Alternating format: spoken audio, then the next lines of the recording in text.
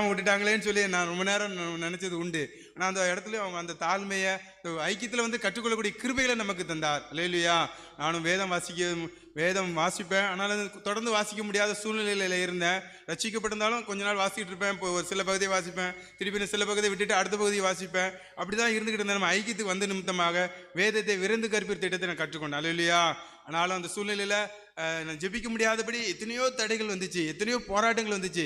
காலையில் அலாரம் வச்சுருப்பேன், 6 மணிக்கு வச்சுருப்பேன். நான் ஏன்னா அப்போ சங்கரங்கோயில் வேலைக்கு போய்ட்டு வீட்டுக்கு வரும்போது 10:15 ஆயிரும். நான் சங்கரங்கோயிலில் இருந்தேன். திருப்பி என் ஒய்ஃபு சுரண்டை காலேஜில் வேலை கிடச்சதுனால சுரண்டைக்கு நான் வந்துட்டேன்.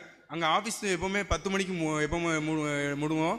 நான் இங்கே வந்து நிமித்தம் 9 மணி பஸ்ஸு பிடிச்சோம்னா 10:20க்கு நான் வீட்டுக்கு வர முடியும்.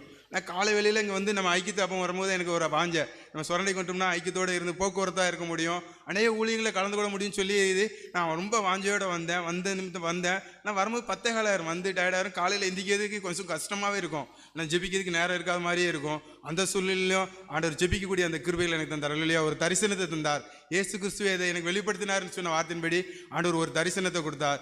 எல்லாரும் ஜெபம் பண்ணிக்கிட்டு இருக்கிறாங்க, எல்லாரும் பைபிள் வாசிட்டு இருக்காங்க, எல்லாருக்கும் அபிஷேகம் வந்துகிட்டே இருக்கு. ஏன்னா நான் எப்போ ஜெபிக்கிற போது என்னையும் சுற்றி வரேன், என்னையும் ஆசீர்வதியுமே நான் ஜெபம் பண்ணுறேன். நான் எப்போ பைபிள் எடுத்து திறந்து வச்சு ஜெபிக்கிறோனோ அந்த ஆசீர்வாதம் எனக்கு வரக்கூடிய அந்த தரிசனத்தை தந்தார். அந்த தரிசனத்தை நான் என்னை பெற்றுக்கொண்டனோ அன்னையிலேருந்து தினந்தோறும் எவ்வளோ நேரம் ஆனாலும் சரி அது காலை வேளையில் ஜெபிக்கக்கூடிய அந்த கிருபைகளை தந்தார். வேறத்தை விருந்து கற்பித்திட்டம் என்னைக்கு நமக்குள்ளே வந்துச்சோ ஆண்டு நம்மளோட கூட இடைப்பட ஆரம்பித்தார். வார்த்தையோடு கூட இடைப்பட ஆரம்பித்தார். வசனத்தின் மூலமாக இடைப்பட ஆரம்பித்தார். அது மட்டும் இல்லாது நிறைய நேரங்களில் திக்கி தேறி போயிருக்கும் போது ஆண்டவர் ஒரு நல்ல ஒரு பெரிய போராட்டம், நான் என்ன செய்ய போகிறேன் அப்படின்னு சொல்லி நைட்டு ஜெபம் பண்ணிகிட்டே இருக்கிறேன். ஆண்டவருக்கு வசனத்தை தந்தார். மனுஷனை நம்புவதே பார்க்கலாம் கர்த்தர் மேல் பற்றுதலாக இருப்பதே நாளும். எந்த இடத்துல பைபிள் இருக்குன்னு தெரியாது, ஆனால் எனக்கு இருப்பிடம் தெரியல. நான் ஒரு மாதிரி தேடி பார்த்தேன். அதனால ஜோயலுக்கு ஃபோன் பண்ணி கேட்கும் போது ஜோயல் என்ன சங்கீதத்தில் இத்தனை இடத்துல இருக்குன்னு சொன்னாங்க. அப்போ அந்த ஆலோசனை அப்போ அந்த இடத்துல கிருவிகளை தந்தார். வசனங்கள் நமக்குள்ளாக பேசக்கூடிய ஆண்டவர் நம்மளோடு கூட இடைப்படக்கூட நம்ம காணக்கூடிய கிருவிகளை தந்தார்.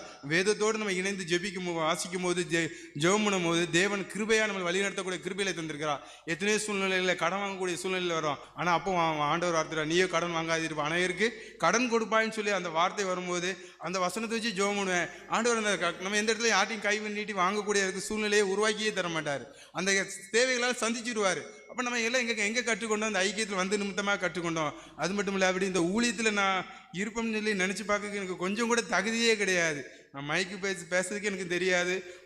சார் கூட போயிருக்கும் போது ஏதோ ஒரு இடத்துல போகும்போது மைக் கொடுத்து பாட்டு படிக்க சொன்னாங்க. நேரம் கூட தான் பாட்டு படிக்க சொன்னாங்க. எனக்கு மைக்கே வேண்டான்ட்டேன்.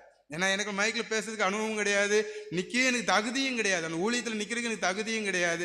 ஆனாலும் என்னை தேவன் இந்த எழுபல் ஜெபத்தின் மூலமாக தெரிந்தெடுத்து என்னை ஒரு ஊழியக்காரனாக இந்த இடத்துல வைத்திருக்கார்.